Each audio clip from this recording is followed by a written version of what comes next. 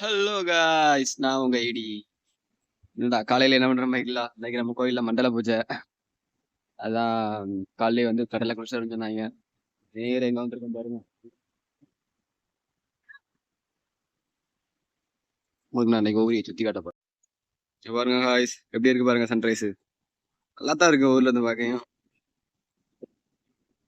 முன்னாடிலாம் ஊருக்கு கடற்கரை குளிக்கிறதுக்கு செமையா இருக்கும். இருக்கு பாருங்க பைத்தியங்க.